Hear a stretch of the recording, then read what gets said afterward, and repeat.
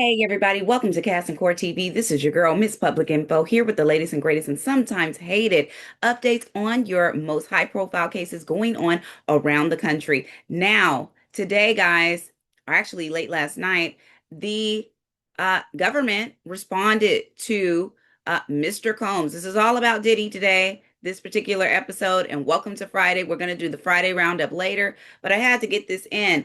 Yesterday, Thursday evening, Eastern, the government, the U.S. Attorney's Office responded to the very lengthy 62-page motion that P. Diddy's folks came in with, trying to spring him out of jail. Now, here's what they had to say, and I'm going to be looking down periodically. I know for some folks who are listening and they're not really watching, it could sound a little bit odd to you or it could seem a little bit off, but unfortunately, I have to look down so I can take a look at my notes. And every now and then, I might sound a little bit like Vicky from Small World, but I'm not a robot. And also, this is my regular tone. So this is just how I sound. Sorry about that if it doesn't fit your ears, if it's not good for your ears, but this is who it is. Of course, there are plenty of other channels that are covering this. You're welcome to go there. But for those of you who are sticking with me, who like what you see and like what you hear, here is the news. Now, I have the filing. I have the filing, and it's 11. It's an 11-page response to Sean Combs. They I'm going to sort of talk about this in pieces. They completely obliterate Sean Combs's defense team's motion about the bail. So we're going to start there. And they talk about the fact that he's actually beyond the boundary limits to ask for bail. There is uh, a motion, a case law that I won't rattle off to you because it won't mean a hill of beans to you. But there's case law and precedent set in the court that says that you have 14 days to actually file a motion after the court's determination on bail. And the government simply says, well, they are late. We're 27 days past the court's motion or the court's decision determination on bail. What happened to you coming in under that 14-day waiting period? And they say a motion for consideration of a court order determining a motion that must be filed within 14 days after the court's determination of the original motion. A memo no longer than 10 pages in length, setting forth concisely, not 62 pages, 10 pages, concisely the matters or controlling decisions that counsel believes the court has overlooked must accompany the motion. In layman's terms, Mr. Combs, you have 14 days. Your folks had 14 days to file this motion to say, hello, we don't like the fact that he's not going to get out of jail. We don't like this bail hearing, right? We don't like the bail decision. You also were supposed to respond very concisely in a 10-page memo says the case law. And they did not do that. They said that this is a local rule 49. And so they're saying that prior to the adoption of local rule 49, courts in this district applied local civil rules for motion for reconsideration in criminal cases. And thus, courts apply the same standard for review for motions seeking reconsideration under criminal or local criminal rule 49. That just simply says we have to follow the guidelines that I just mentioned. And you didn't do that. You didn't get in under this 14-day window. And you certainly went over the 10-page requirement, 62 pages. And actually, their bail response or their bail motion was also pretty lengthy as well. Now, listen, we know that his people are fighting for his life, and it's not really fighting for his life. I mean, this is not a RICO case or anything like that. This is a case in which you've been charged with something that could send you to prison for 1 year to 15. So this isn't fighting for your life exactly. This is just fighting for time on the clock, if you will, right? So what they're saying is you didn't follow the rules. You didn't play by the rules. And one thing you have to know, guys, and I'm sure you guys know this from, your own experience looking at court cases and criminal TV and crime TV and all of that. But one thing you need to know, if you don't, about the court of law and how to sort of work it is that lawyering and criminal cases and civil cases too, but courtroom. It's all about playing the rules to the game. It's all about utilizing the rules to the game that you have, you playing the rules to your advantage. And this is something that Combs' side missed. Now, they're saying they state this. This is like on the first page where they sort of get into their opposition. And they just basically say off top, you're not within the window. So anything we say after this doesn't even matter anyway, right? They're like, you're not within the window. You had 14 days to respond. And like I said to you guys yesterday, they had 14 days to I didn't say they had 14 days to respond, but what I said to you yesterday was that after that verdict, after that verdict came through, they took so many victory laps. They're just, happy, smiling, giggling on bended knee, praying to somebody, thanking everybody, kissing each other in the courtroom and all of that because they were giggly gaga goo goo over the fact that he beat the RICO rap, right? Because that was a lifetime sentence, and essentially. But within that time, you mean to tell me the dream team didn't bother to even you know, figure out that we have 14 days to respond to the fact that our client won't be getting out of jail until, say, October 3rd. Now, I also said to you guys that when they scheduled that conference, that status conference, a week after the hearing, that they would probably try to get their client out of jail. That was my first inclination because I know kind of how these things go, but they didn't. And I said at the time, and I also said yesterday, that they probably did not because Judge Submarinian didn't take the bench. However, they could have filed a motion just like they did afterwards. They could have filed a motion in writing requesting him to give them bail. Now, let's talk about the fact that the the prosecution, the United States, the government said in this 11-page opposition response, they said he's not met the burden of proof to actually be sprung from jail. And if you recall, Judge Submarinian's initial bail hearing after that verdict came through, he said the same thing. He said, Mr. Combs has not, the defendant, your client, etc., he has not met the burden of proof to actually be released from jail. And he goes on to say why. He said the reason is because he is violent. He has shown violence in his actions. We've seen this on he mentioned specifically, we've seen this on the 2016 tape with Cassie Ventura at the Intercontinental Hotel. He's not proven that he's yet safe to go into the community. Also, he brought up those letters that came from the witnesses that took the stand during the trial. Now, to yesterday's opposition filing, the government says much of the same thing. They're all playing by the same playbook because these are the rules, guys. There's no collusion between the government and the judge working together or anything like that. These are the rules to the game, and they are playing them as such. It's Combs' team who's making up their own rules as they go, and it's going to be to his detriment. Now, what they say in the opposition is the following. They say, listen, he's not proven his burden.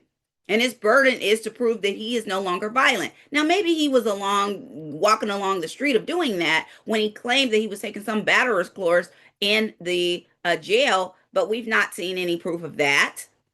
Okay. So they go on to say that, listen, we've not seen anything that says that Mr. Combs is no longer a threat to community safety. They go on to say that they go on to say that the conviction of a PROST Ution. I can't say that word, guys. Can say the conviction on the sex work related counts, which is the Mann Act, carried a mandatory requirement that that Combs remain in jail prior to sentencing. This is the requirement of being actually convicted of the Mann Act. And I actually explained this to you guys when the verdict came through, that he would not probably be getting sprung because of those reasons.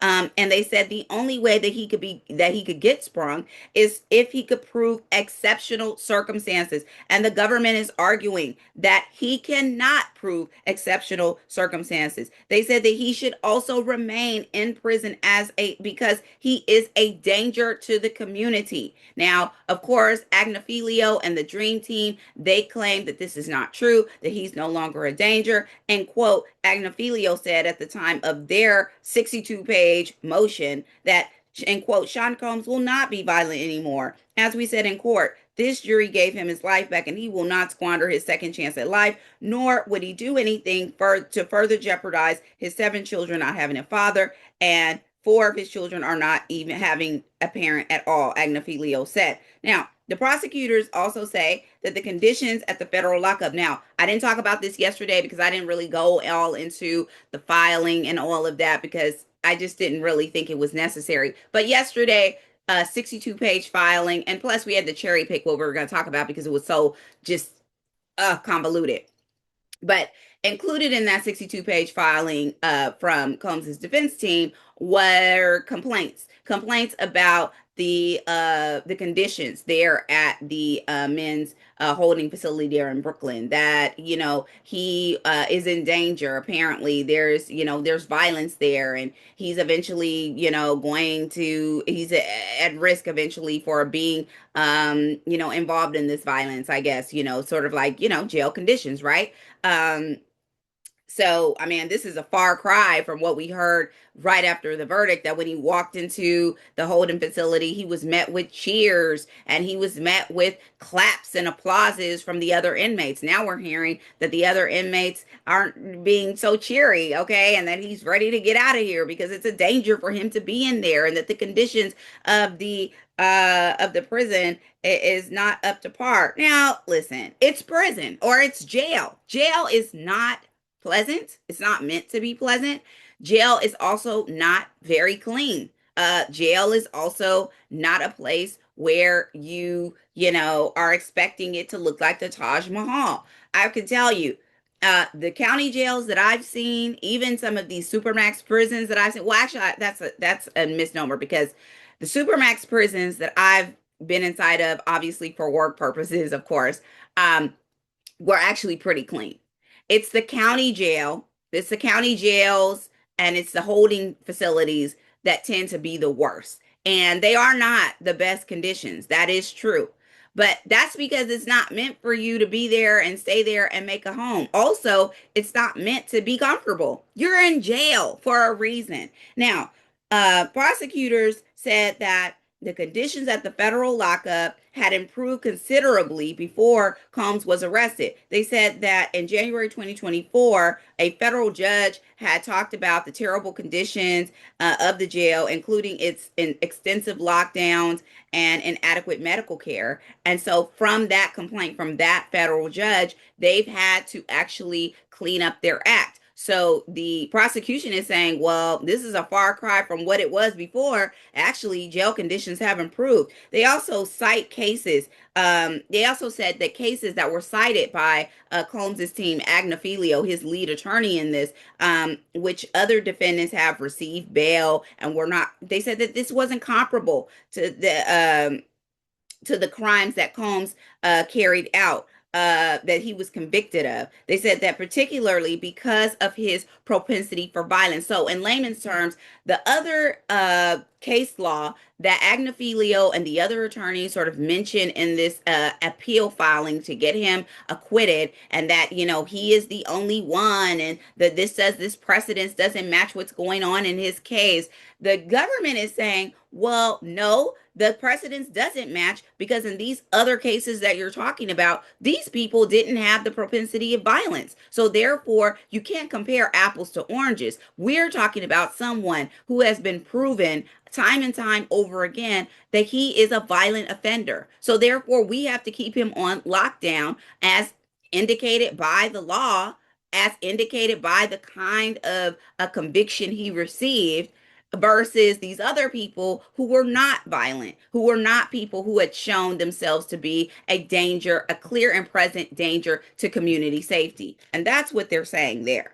They go on to say that the defendant's extensive history and violence and his continued attempt to minimize his recent violent conduct demonstrates his dangerousness and that he is not amenable to supervision. They said that the defendant utterly fails to establish by clear and convincing evidence as required by the law that he does not pose a danger to the community. In short, he's not proven, he's not met the burden of proof. He's not met the burden of proof that he's no longer a danger to the community. That even when he is being supervised, as I mentioned yesterday, and as we saw during the course of this case, that even when Mr. Combs is being supervised, he doesn't follow the rules. That's what they're saying. That he has to actually stay where he is because it is the only place in which the government can ensure that he is not presenting a clear and present danger to the community. Okay? Now, let's go on to the sentence because they get on that as well, which I thought was very interesting.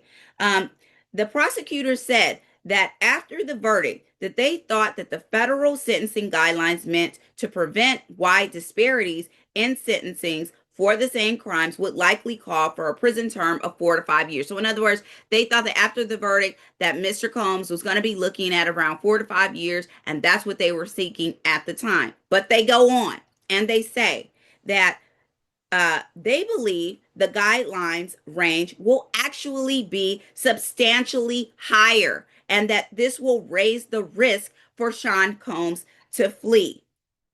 Now, this actually makes a lot of sense because now we understand why Combs's team is actually putting the pedal to the metal to get him out of jail and actually filing these appeals about acquittal and a new trial and et cetera, et cetera. It's a lot of what I said yesterday about his team not being able to get him out of jail, but his team being scared. What the government is saying here is that initially, when the initial verdict came through for these two counts, we thought that it was going to be 4 to 5 years. But upon closer inspection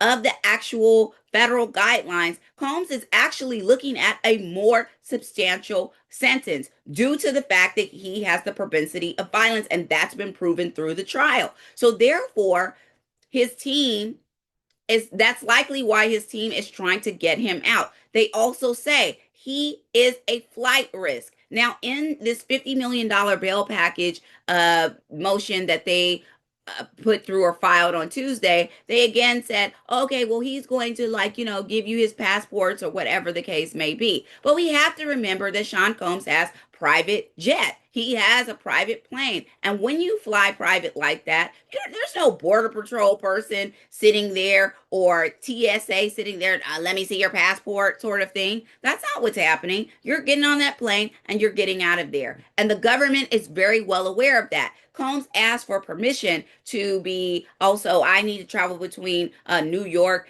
and for the meetings, the lawyer meetings, and Florida.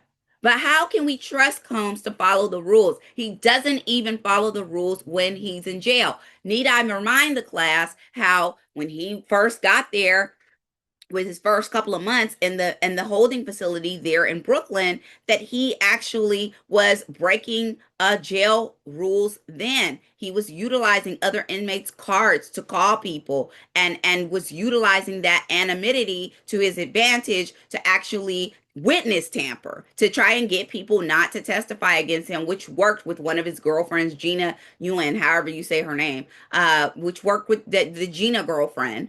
And he was utilizing those cards to actually reach out to people that would do his bidding on his behalf while he was behind bars. Now, the argument from the defense was not that he was sorry and that he wouldn't do it again or anything like that. The argument from the defense was, oh, everybody does this. Everyone does this. That was the argument from the defense. And that has been an ongoing sort of uh, a pattern with the Combs defense team, that they're not apologizing for his behavior. They're not saying that he didn't do anything wrong, but what they're saying is, well, this doesn't apply to him. Everybody does it. But sir, it's up to you to follow the rules. It's up to you. You are the one, you are Sean John Combs, prisoner number 1845, whatever it might be. And you are in charge of your conduct. Whether or not everyone in the prison is going bananas, you are responsible for you, and it is a rule that you are not supposed to do that. And he did it anyway. And this is what the government is hinging all of this on. I told you guys some few episodes ago and even yesterday that Combs's conduct was going to backfire on him. That eventually his conduct was going to backfire on him as it related to these sentencings, that the sentencing hearing that the judge was going to have to do, and any other decision that Judge Submaranian was going to have to make in this case, that it was going to backfire, that him sort of doing his own thing, him sort of, being arrogant and asking for things or requesting things that he should not be requesting. It's just ridiculous. Now, the other part of this is, what happened to the batterers program that you were in? That would be part of what the government said is a requirement, which is meeting a burden of saying, hey, I'm no longer violent. Well, again, it was a ruse. He thought that saying or making it public that he was going to be in that program, that was going to get him out of jail, and that he was going to be out because they could see that he was making some attempt. And when that didn't happen, here we are today with several filings as it relates to acquittals and new trials and things of that nature. Now, I want to also hit on the fact, what I was talking about yesterday about new trials. Now, normally when someone is requesting a new trial, it really has to be a prosecutorial error, or it's one of those situations where they don't feel they're being adequately represented by defense counsel. There could also be a situation where there could be jury misconduct in the original trial. Now, there was a little bit of jury misconduct, but it worked in Combs' favor. So that's the reason why he's not mentioning that. But talking about the fact that you don't like the judge ruling, essentially, and that the judge not letting you out of jail is goes against what he should be doing, and talking about the fact that it's precedents that other people in the same position or similar conviction weren't made to stay in jail, wasn't a requirement for them to stay in jail. That's not enough for a new trial. He doesn't meet the burden, and that is what the the government is saying in their 11-page response. Exactly what I said yesterday. He doesn't meet the burden for a new trial. He doesn't meet the burden to be released from jail. He doesn't meet the burden for an acquittal. And this is likely somewhat of the response that Judge Submaranian will give. And he likely will give this response in writing. This will probably not be a hearing of any sort, but this is a filing that we'll probably see in writing sometime next week, maybe even the week after that. We know Judge Submaranian likes to take his time to respond to these sorts of things, but I can tell you, he's not going to be very happy with, Sean Combs' team sort of making up the rules as they go. They know they have a 14-day period to file this motion, but they under the local rule 49, but they've ignored that, and they're sort of just doing whatever they want, which is par for course for Sean Combs and his team, that it doesn't apply to them. So he's going to have, Judge Submaranian is going to have a very sort of wide range to sort of think about in determining the sentence. He can also choose to ignore the guidelines and give Combs substantially higher sentence, or substantially lower if he wanted to. These guidelines aren't mandatory, but it's mandatory for the judge, that is. But as it relates to the government sort of giving their 2 cents on it, the government is going by the federal guidelines, which is pretty, normal for them to do. That's pretty textbook. Combs's lawyers have said that they believe that the guidelines, if they were properly calculated, would be somewhere between 21 and 27 months. And like I mentioned to you guys yesterday, he's in his 11th month now, being on lockdown.